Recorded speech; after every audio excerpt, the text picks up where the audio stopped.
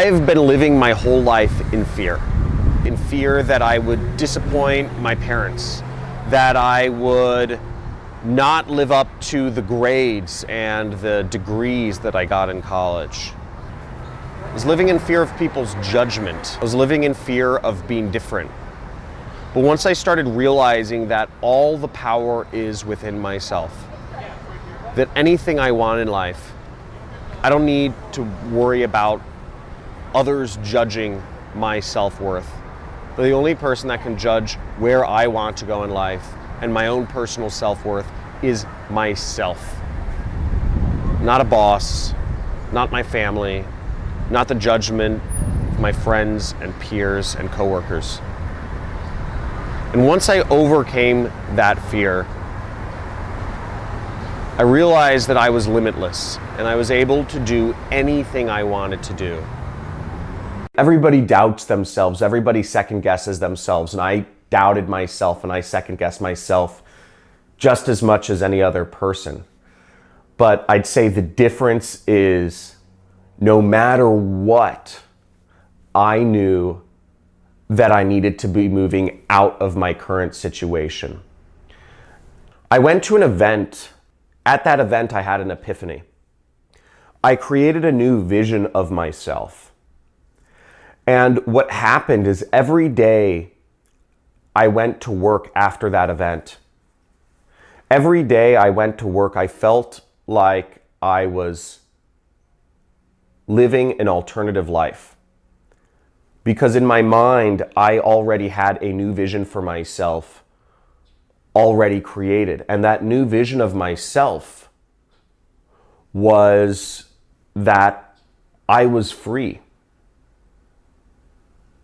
So every day I went into work, I felt in limbo and I didn't feel like I belonged there. I don't know if you've ever felt like you don't belong somewhere, but for me, that was every single day.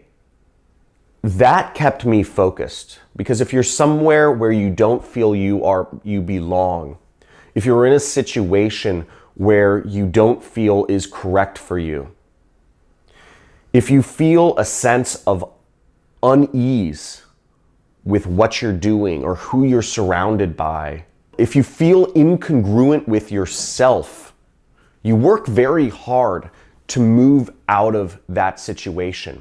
It's like if you're wearing a piece of clothing that's not you. You feel awkward and you feel like people are looking at you awkward and you feel like you don't belong in that shirt or that jacket and you feel that need to get it off. That's what I felt. That's what I felt every day I went to work. It was incredibly uncomfortable. It wasn't just a momentary feeling. It was pervasive. There wasn't really an option. I started noticing that my doubts and my second guessing were my brain playing tricks on me. And I stopped taking them seriously. I realized that my own doubts and that my second guesses were not my own. That those doubts that bubbled up in my brain, those second guesses about my direction, those were actually what society wanted me to think. And I realized those thoughts were not my own. Those thoughts were society's trying to claw me back into the safety net of that structured corporate world that we've been educated on for our entire lives. And once I realized that those doubts were not my own, but they had been educated into my brain by my friends, by my family, by my teachers, I started realizing that I had to move beyond them. And I did. Doubt used to cause me to hold myself back in life and in business. Fears of others' judgments, the judgments of my family, my friends, people I wanted to impress, used to hold me back from living the life that I truly deserve. Now, once I learned to control those doubts, once I learned to control those fears of judgments from others, I was able to live a life that I truly enjoy. And being able to control your fears and your doubts of judgments of others and society will set you free. In just a second, I'll tell you my story of how I've been able to overcome doubts and the striving to be of perfection in my own self to create a business that makes me millions of dollars per year and living a life that I truly love. So when I first decided that I wanted to quit my job, it was out of anger, right? And it wasn't from like a centered place. I realized I was at a crossroads in my life. And there were kind of two paths I could go on. One is I could really just double down on the career route and say, look, I'm gonna make this work. This may not be the right job for me where I'm gonna move up, but I'm gonna double down the career route. I still believe that I can make it work. It's just, this is the wrong job. And the other route was that the only person who could actually pay me what I'm worth is myself, and I need to be an entrepreneur. And what helped me make that decision was I kind of projected into the future for each of these routes. I said, if I take route A, where will I be in 1, 2, 5, 10, and 25 years? And I just kind of imagined where my life would go in each of these routes. And what I realized was that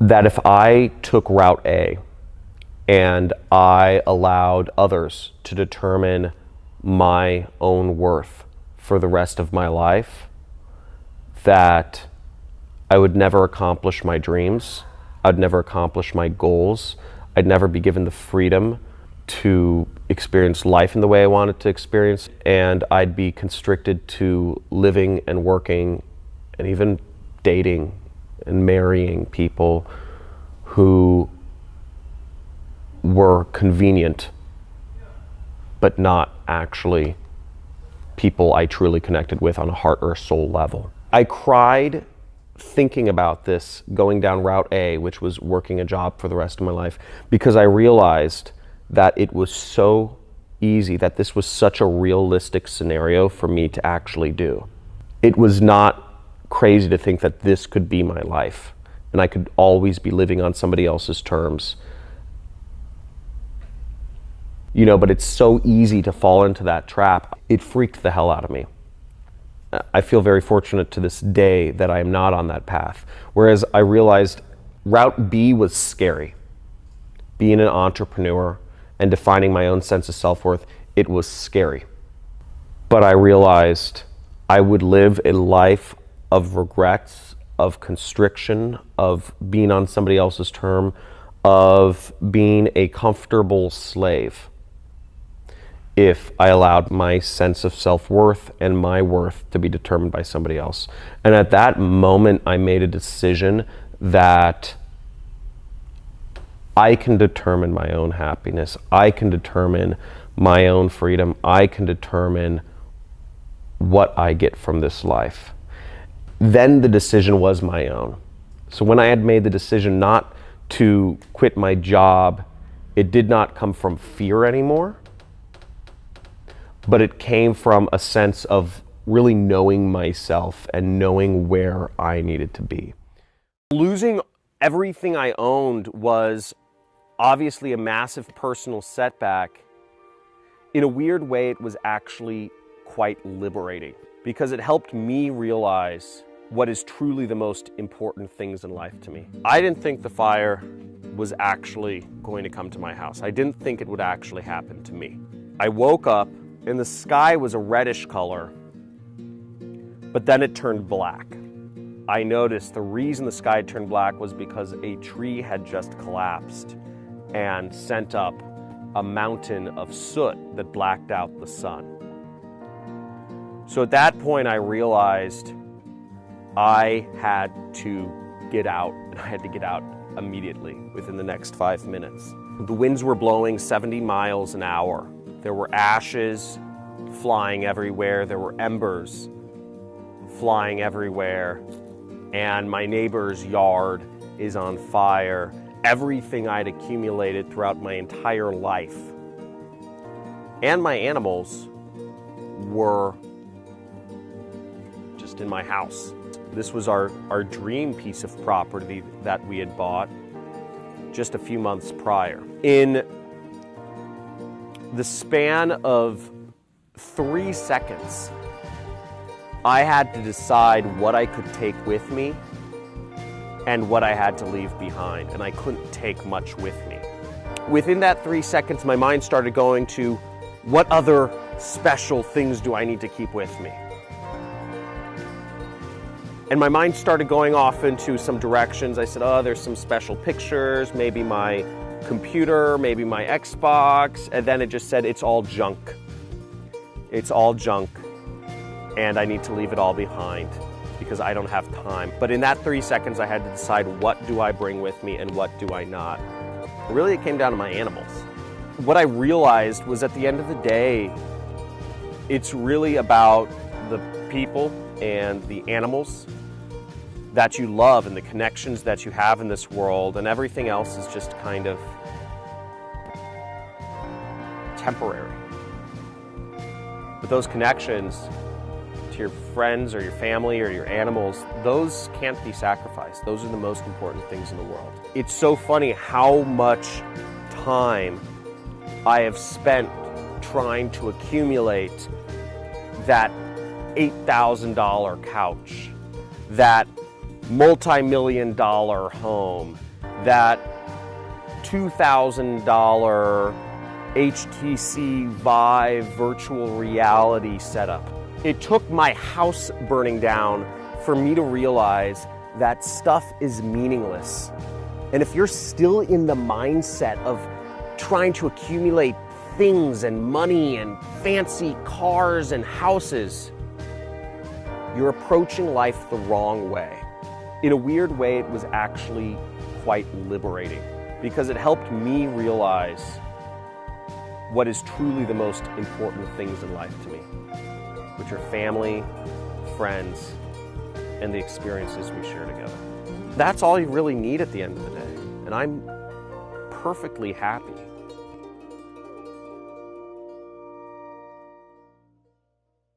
Have you ever been trapped at your desk or your office or your home, hoping, wishing for that 2 weeks a year of vacation time? I used to. But I've been able to make the transition from working a corporate job to working for myself from anywhere and being able to make millions of dollars per year doing that. Now, in just a second here, I'm going to tell you my story of how I went from nothing, having no technical skills, having no advantages monetarily, and being able to create a business which sustains a life that I love and I'm passionate about.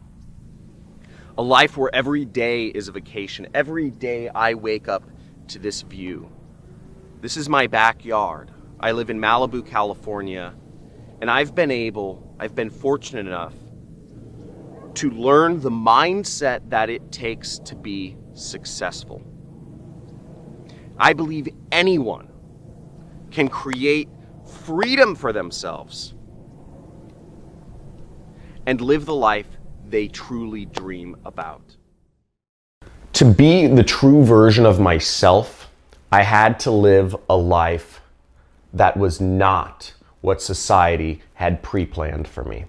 So what I attribute most to my success is that in my travels around the world, I realized that I was living an arbitrary life. I realized that if I wasn't setting my own goal for where I wanted to go in life, that the world was going to set one for me, and the path that I would be on would not be my own. Now, I've always been a rebel. I've always wanted to do things my own way. When I realized that I was not living my own life, but I was living the life that society wanted for me, that society arbitrarily told me that I should be living, it made me angry inside. It made me furious when I realized I was following a path that was just going to lead me to being another number in the system. And from working the corporate world, I also came to the conclusion that there are doors that are closed to you. The corporate world is not set up for you to be the most successful version of yourself that you can possibly be. So when I started realizing that I needed to set my own goals and I needed to define life for myself, that's when I started moving forward in life. So I'd say in a sense it came out of anger that I was not living my own life, that I was living what society wanted for me. That drove me forward to try to be a truer version of myself. I'm kind of embarrassed to admit, but it took me about 4 years to start working for myself. I'd been trying since 2009 to start my own business, and I started a number of businesses and make some money in fits and spurts. Some businesses worked out, some businesses didn't. Some businesses made me money for a few months and then they would just stop working for various reasons. I started probably about a dozen different businesses during those 4 years, but I could never get anything that was consistent. And it wasn't until 2012, August, that I quit my job and I started working for myself full time. And I've never gone back since then. The biggest mistake I see entrepreneurs making is believing they need to do things perfectly, but instead not doing anything at all. I believe people feel this need to be perfect because of society's judgment. There's so much judgment in the world. There's so much judgment on people to start a business and immediately be successful. There's so much judgment from society of people looking at your Instagram photos. There's so much judgment from society in all aspects of our lives. What I realized was that society's judgment was not me being myself. It was me trying to placate all these different groups of people. And it can get mind-numbing when you're trying to advertise something on Facebook, but you have to think about, what will your family think? What will your extended family think of that post you do? What will your friends think of you trying to sell a product on Facebook? What will other people that don't know you personally, but you'd hope to impress, think of this post you'd put on Facebook, or this image you put on Instagram, or of this video you put on YouTube? And juggling all these different groups whose judgment I was worried about, it just felt like a 1,000-pound rock in my chest. But what I realized was that those thoughts weren't my own. They'd been implanted in me. And those judgments were not even their own. Those judgments that you can't have a tattoo, you can't have a nose ring, you can't put out a video on YouTube selling a product, you can't put up a website selling, some random stuff. I realized that that fear of judgment was not my own thoughts. They were somebody else's thoughts. And that those thoughts of those other people were somebody else's thoughts before them. They'd been implanted in their brains. And that the only true way to live life is really just be yourself and not allow society's judgments to filter in and affect your brain. How did I stay motivated for 4 years to keep trying my own business? Well,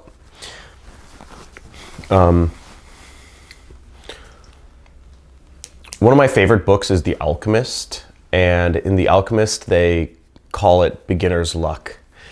And I'd say in the beginning there was a few businesses I started. One particular business where I made a little bit of money right away. And once I got that taste of being able to work for myself and that sort of inner pride of being able to make money and being in control of my own income rather than having to work a job for $8 an hour, it was just super addicting. It was really pleasurable. I remember distinctly I made $400. The first time I made $400 in a day, I was tutoring. I was selling a particular type of tutoring service at my college, and I made $400, and I was like, whoa, I only get paid $7 an hour working at the movie theater. And that was really invigorating. So I said, this is more than I make in 2 weeks from working at the movie theater. I need to figure out how to be more of an entrepreneur. It got me addicted. So that first little success really kept me going because it showed me what is possible. And I believe when you're starting out as an entrepreneur, getting that first taste of success is something to really strive for. And it's really important to do a business where you can make money fast and easily. One thing that really motivated me to keep going through this period was surrounding myself with people that motivated me, frankly. Surrounding myself with people that motivated me kept me going because I saw what they were achieving. And even if I didn't talk to them often, even if I just met them briefly at an event, hearing about their life and hearing about what they accomplished and seeing that they were a real person, they're not a genius, not a kid that was born with a silver spoon in their mouth, seeing real people getting real results for themselves that I wanted out of my life helped keep telling me, you can do this. You can do this too. And it made it real because you can read about it on the internet. You can see it in a newspaper or a magazine or a book or YouTube, but it's not real unless you're actually like hanging out with these people, you know? And I'd say just seeing like, oh, they're not geniuses. You don't need to be a genius to do this. How I defined success for myself was really, I just looked all around me on Instagram, on Facebook, on YouTube, and I saw so many people living lives of freedom and luxury and fun and adventure. And I said I wanted to live that life too. I want to be doing those things that those people are doing. So when I started, my goal was not grand, but it was something. And it was living a life of fun, of freedom, and of adventure.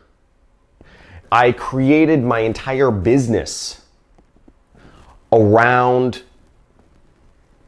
an internet business that would allow me to have freedom and control over my own time, and freedom and control over where I was or my location. Society does not want to give you control over your own time, over your own location. Society and the corporate world wants you to be a slave. The corporate world, the capitalistic system wants to control you, just as it wanted to control me. And when I realized that I was not living my own life, I was furious because I'm not a slave. I'm not beholden to anybody. And that fury drove me to carve out a life for myself and to ultimately create my internet business to allow me to do anything that I wanted with utter freedom. And that freedom has opened so many doors for me in life to create relationships and to experience the world and to build new skills. It's been unbelievable. And where I'm at now compared to where I was 5 years ago is night and day. Where I was once dressing up in a corporate suit and driving an hour each day, each way to go to work. Working for a company selling products that I didn't even fully believe in. Hanging out with people every day that I won't even normally be friends with. Ultimately, going home every single night dissatisfied with who I was where I was 5 years ago. Compared to where I am today, every day I wake up with a blank slate. Every day is a new day for me to decide where I want to go, what I want to be, what I want to do, whether it's in my personal life or my business, it doesn't matter. And that freedom is invigorating. And today, it's my new normal. And I believe it should be everybody's normal. Success loves speed.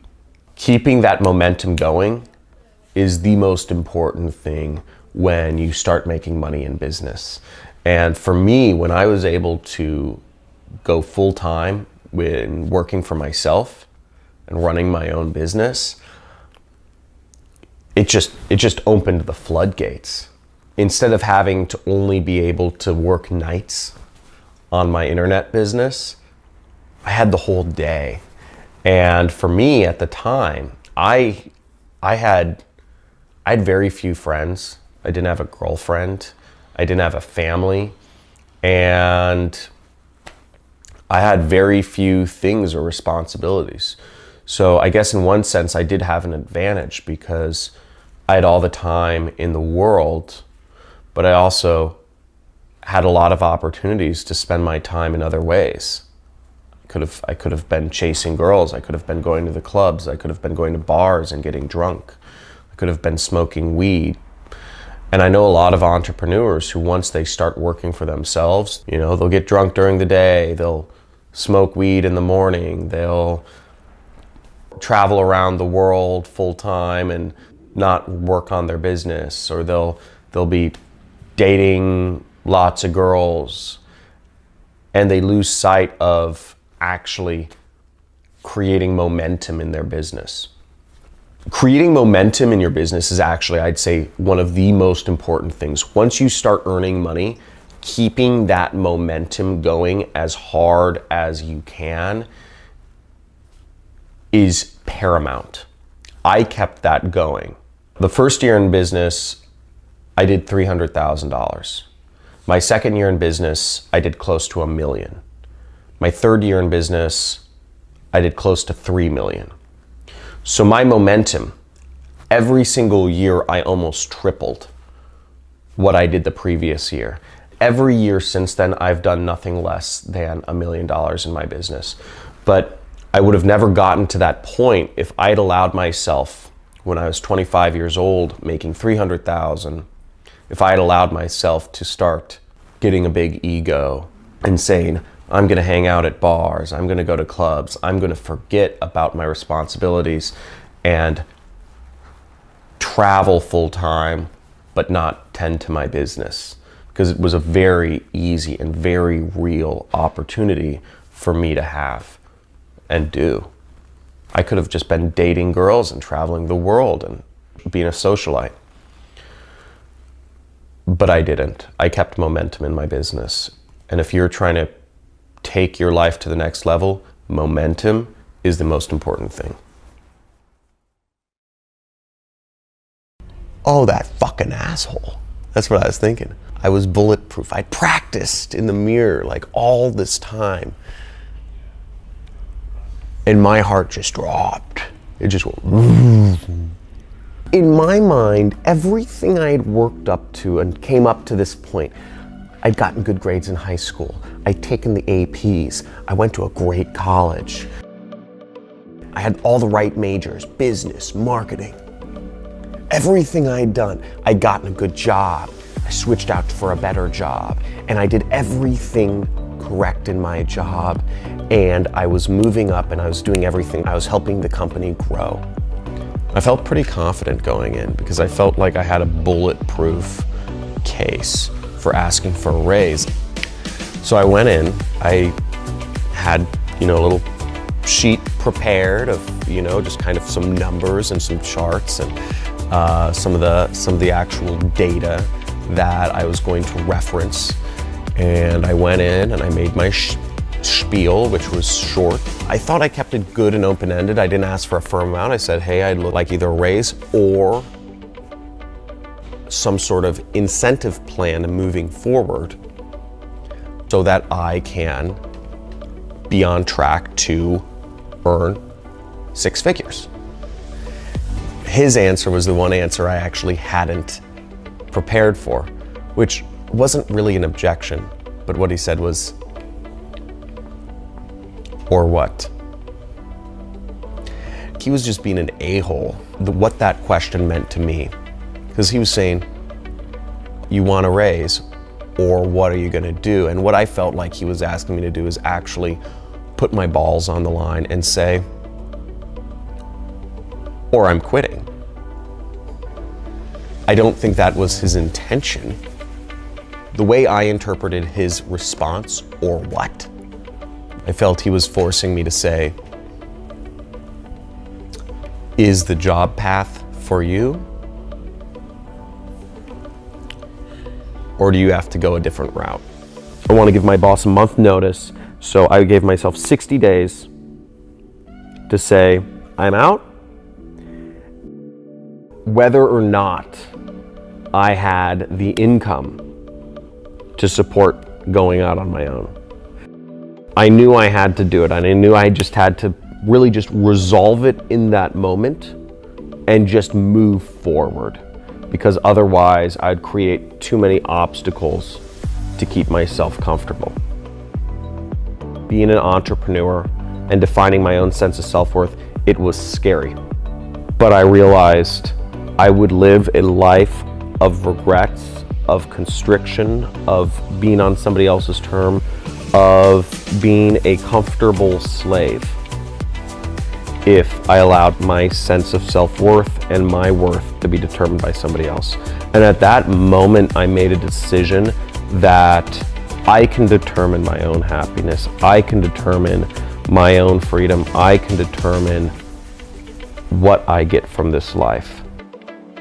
But once I had that goal in mind, you see, I was able to problem solve my way to get there. You don't need to let anybody else determine what you're worth or where you're going in life, that you have full control of that. And it doesn't need to be a boss, a teacher, or even a relationship you're in. You determine where you're going in life. You alone have all of the power in the world to figure this stuff out for yourself.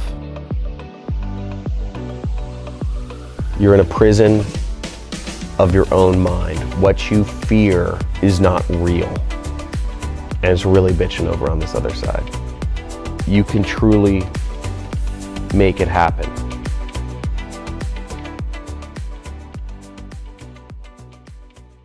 No money has to come out of your pocket for ad spend or nothing. He shows you the true and legit way to start your marketing campaigns with no money. Hi there, my name is Phil Carrick from Northern Ireland, and I just want to give a big shout out to John Crestani. What John does is he walks you through a step-by-step process, really from A to Z. Hi, my name is Demetrius. I basically started using his tactics yesterday and already started seeing results. After going through the program, I made my first commissions basically yesterday. John Crestani, thank you so much for access to your program. It is powerful, and I hope your students and people actually get in, and they'll see, they'll be able to understand what I'm talking about. Okay, so thank you again, and I appreciate everything that you put out.